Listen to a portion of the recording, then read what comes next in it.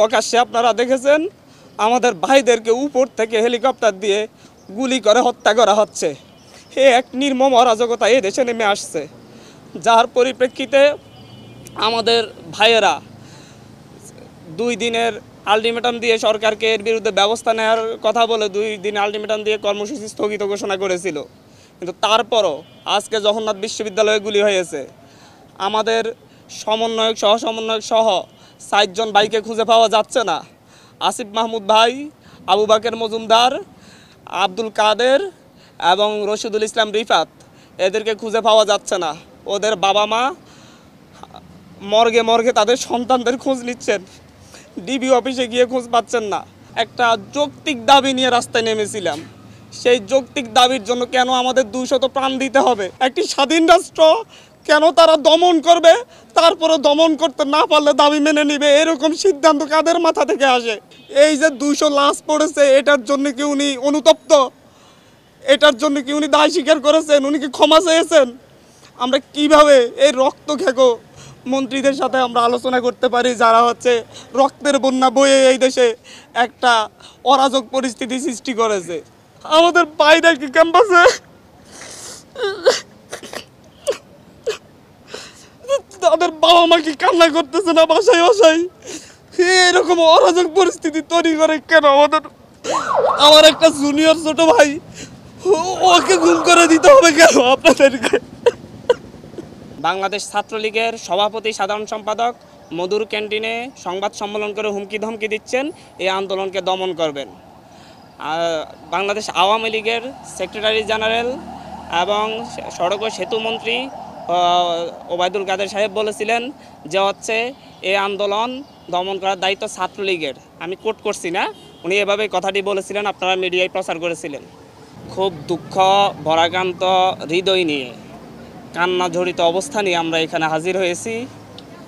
আমরা গত মাসের 6 তারিখে 6 জুন হাইকোর্টের একটা রায়ের পরিপ্রেক্ষিতে বাংলাদেশের শিক্ষার্থীদের বিরুদ্ধে যে কোটা বৈষম্য চলে আসতেছিল, সেই বৈষম্যের বিরুদ্ধে ছাত্ররা খুবই শান্তিপূর্ণভাবে দীর্ঘ সময় ধরে আন্দোলন করে আসছিলাম। আমরা 30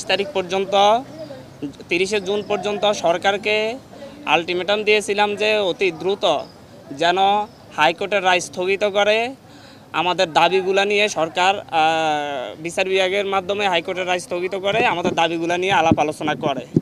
কিন্তু 30 তারিখ পর্যন্ত সরকারের পক্ষ থেকে কোনো ধরনের আলাপ আলোচনা করা হয় নাই।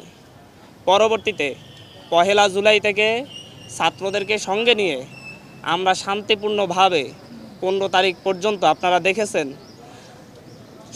সবচাইতে বাংলাদেশের ইতিহাসে সবচাইতে শান্তিপূর্ণ আন্দোলন করে আসছিলাম। এর মাঝে সরকারের পক্ষ থেকে বিভিন্নভাবে আমাদের সাথে যোগাযোগ করা হয়েছিল, আমাদের দাবি দাওয়া মেনে নেওয়ার আশ্বাস দেওয়া হয়েছিল, বলেছিল আমাদের সাথে সংলাপের ব্যবস্থা করবেন।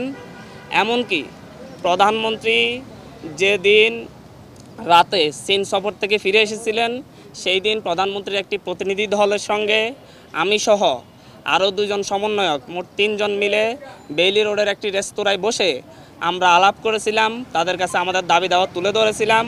ওনারা প্রধানমন্ত্রীর কাছে বিষয়গুলো পৌঁছে দিবেন এবং কোনো মন্ত্রীর মাধ্যমে আমাদের সাথে সংলাপের ব্যবস্থা করবেন বলে সেদিন সন্ধ্যার মধ্যে একটি সংলাপের ব্যবস্থা করবেন বলে আশ্বস্ত করেছিলেন। আমরা দুপুর 11টায় যখন সেখান থেকে ব্যাক করি, ক্যাম্পাসে এসে আমরা জানতে পারি ডিএমপি কমিশনার হুমকি ধমকি দিচ্ছেন, ছাত্রদেরকে আর রাস্তায় দাঁড়াতে দিবেন না। বাংলাদেশ ছাত্রলীগের সভাপতি সাধারণ সম্পাদক মধুর ক্যান্টিনে সংবাদ সম্মেলন করে হুমকি ধমকি দিচ্ছেন এই আন্দোলনকে দমন করবেন। বাংলাদেশ আওয়ামী লীগের সেক্রেটারি জেনারেল এবং সড়ক ও সেতু মন্ত্রী ওবায়দুল কাদের সাহেব বলেছিলেন যে এই আন্দোলন দমন করার দায়িত্ব ছাত্রলীগের। আমি কোট করছি না, উনি এভাবে কথাটি বলেছিলেন, আপনারা মিডিয়ায় প্রচার করেছিলেন। তারপর থেকে আপনারা দেখেছেন 15 তারিখ 16 তারিখ থেকে সারা দেশের ছাত্রদের উপর যে অমানবিক নির্যাতন চলে আসছে, দমন করার এক হাতিয়ার নিয়ে আসছিল। ঢাকা বিশ্ববিদ্যালয় ক্যাম্পাস সহ সারা দেশের সকল পাবলিক বিশ্ববিদ্যালয়ে এক দানবের মতো লাঠিয়াল বাহিনী, পেটুয়া বাহিনী নেমে এসেছিল। রাতের আঁধারে জাহাঙ্গীরনগর বিশ্ববিদ্যালয়ে বহিরাগতদের দিয়ে অভিযান চালিয়েছিল। বিসির বাস বিসির ভাষা ভাঙচুর করে সেখানে ছাত্রদের উপর নির্যাতন চালানো হয়েছিল। অনেক শিক্ষকরাও সেখানে আহত হয়েছিলেন।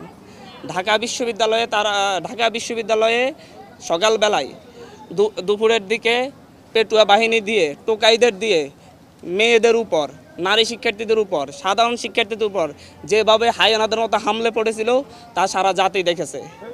আর এরপরে কি হলো? এরপরে দেখা গেল এর প্রতিবাদে সারা দেশের মানুষ, সারা দেশের সাধারণ শিক্ষার্থীরা রাস্তায় নেমে এসেছিল। তার উপর চালানো হয়েছে ক্র্যাকডাউন। সেখানে ক্র্যাকডাউন চালিয়ে প্রায় আমরা এখন পর্যন্ত, যেহেতু আমরা অনলাইনের সাথে যুক্ত নয়, মিডিয়ার মাধ্যমে যেটা পাচ্ছি সেখানে কোনো মিডিয়ায় বলা হচ্ছে যে 2 শতাধিক, কোনো মিডিয়ায় বলা হচ্ছে 3 শতাধিক। আমরা মনে করি এর চাইতে বেশি সংখ্যক আমাদের ছাত্র ভাইয়েরা খুনের শিকার হয়েছে। তাদেরকে রাস্তায় নির্বিচারে গুলি করে খুন করা হয়েছে।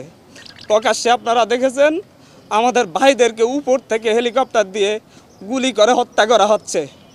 এক নির্মম অরাজকতা এই দেশে নেমে আসছে, যার পরিপ্রেক্ষিতে আমাদের ভাইয়েরা 2 দিনের আলটিমেটাম দিয়ে সরকারকে এর বিরুদ্ধে ব্যবস্থা নেওয়ার কথা বলে 2 দিন আলটিমেটাম দিয়ে কর্মসূচি স্থগিত ঘোষণা করেছিল। কিন্তু তারপরও আজকে জগন্নাথ বিশ্ববিদ্যালয়ে গুলি হয়েছে। আমাদের সমন্বয়ক, সহ-সমন্বয়ক সহ 4 জন ভাইকে খুঁজে পাওয়া যাচ্ছে না। আসিফ মাহমুদ ভাই, আবু বাকের মজুমদার, আব্দুল কাদের এবং রশিদুল ইসলাম রিফাত, এদেরকে খুঁজে পাওয়া যাচ্ছে না। ওদের বাবা মা মর্গে তাদের সন্তানদের খোঁজ নিচ্ছেন, ডিবি অফিসে গিয়ে খোঁজ পাচ্ছেন না। এক থানা থেকে আরেক থানায় তাদেরকে ঘুরপাক খাওয়ানো হচ্ছে। এ কোন স্বাধীন সভ্য রাষ্ট্রে আমরা বসবাস করতেছি? আমরা এই জাতির কাছে প্রশ্ন রাখছি, আমরা প্রধানমন্ত্রীর কাছে প্রশ্ন রাখছি। 71-এ কি 30 লক্ষ শহীদেরা রক্ত দিয়ে আমাদেরকে এরকম একটা রাষ্ট্র উপহার দেওয়ার জন্য রক্ত দিয়েছিলেন? এই পর্যায়ে আমাদের যেটা আমরা দেখতে পাই, আমরা তো একটা যৌক্তিক দাবি নিয়ে রাস্তায় নেমেছিলাম। সেই যৌক্তিক দাবির জন্য কেন আমাদের 200 প্রাণ দিতে হবে? এই দেশের রাষ্ট্র ব্যবস্থার কাছে, সরকার ব্যবস্থার কাছে, শাসন ব্যবস্থার কাছে, এই দেশের বিচার বিভাগের কাছে, এই দেশের সংবিধানকে আমরা মাথায় রেখে আমরা প্রশ্ন করতে চাচ্ছি, একটা যৌক্তিক দাবি আদায়ে কেন 200 প্রাণ দেওয়ার পরে কেন সরকারের পক্ষ থেকে সংলাপের আহ্বান করা হবে? তার আগে কেন আহ্বান করা হয় নাই? কেন ছাত্রদের সাথে বসে এটা নিয়ে সমাধান করা হয় নাই? প্রত্যেকটা ক্ষেত্রে দমনের সিদ্ধান্ত কেন নিতে হবে একটি রাষ্ট্রকে? একটি স্বাধীন রাষ্ট্র কেন তারা দমন করবে, তারপরে দমন করতে না পারলে দাবি মেনে নিবে? এরকম সিদ্ধান্ত কাদের মাথা থেকে আসে?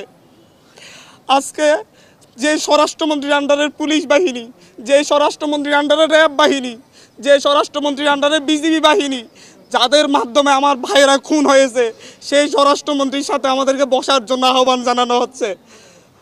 উনি কি এই যে 200 লাশ পড়েছে এটার জন্য কি উনি অনুতপ্ত? এটার জন্য কি উনি দায় স্বীকার করেছেন? উনি কি ক্ষমা চেয়েছেন? আমরা কিভাবে এই রক্ত খেকো মন্ত্রীদের সাথে আমরা আলোচনা করতে পারি, যারা হচ্ছে রক্তের বন্যা বয়ে এই দেশে একটা অরাজক পরিস্থিতি সৃষ্টি করেছে? আমাদের সাথে তো আগেও বসা যেত, আমরা তো আলাপ আলোচনা করতে পারতাম, এর সমাধান হইতো। সরকারের যে যুক্তিগুলো তুলে ধরতো, আমরা আমাদের যুক্তিগুলো তুলে ধরতাম, সুন্দর সমাধান কি হতে পারতো না? এই লাশগুলোর দায় কে নিবে?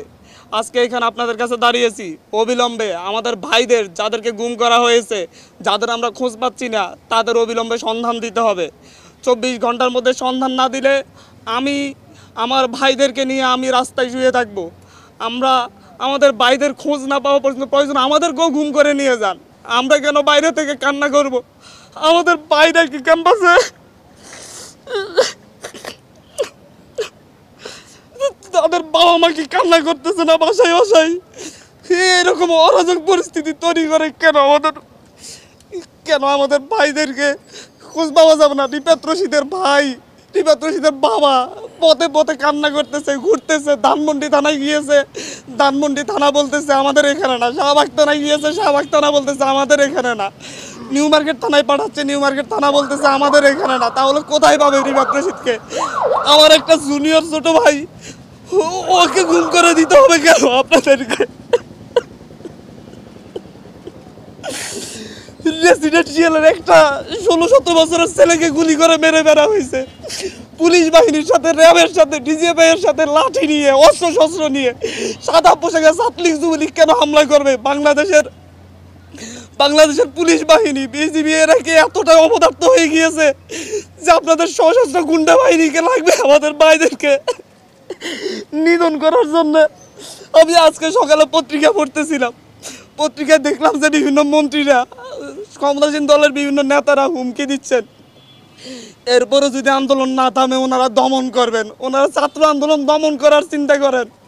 ওনারা ভুলে যাচ্ছেন 1952 সালে দমন করতে গিয়ে পাকিস্তানি হানাদাররা ব্যর্থ হয়েছে, 69-এ ব্যর্থ হয়েছে, 64-তে ব্যর্থ হয়েছে, 66-তে ব্যর্থ হয়েছে। ওনারা কিভাবে সফল হবেন? ওনাদেরকে এখনো বলবো আমাদের প্রতিটা ক্যাম্পাসে নিরাপত্তা নিশ্চিত করুন, আমাদের ভাইদেরকে ছেড়ে দিন। আমি নিজে আতঙ্কিত। আমি এখানে এসেছি আমার জীবনের মায়া নিয়ে, আশপাশে ডিজিএ পাই, ডিবির লোকজন ঘুরে বেড়া করতেছে। আপনাদের এখান থেকে উঠে যাওয়ার পর হয়তো আমারও আর খোঁজ পাওয়া যাবে না। এভাবে একটা সভ্য রাষ্ট্র চলতে পারে না, এভাবে কোনো স্বাধীন রাষ্ট্র চলতে পারে না।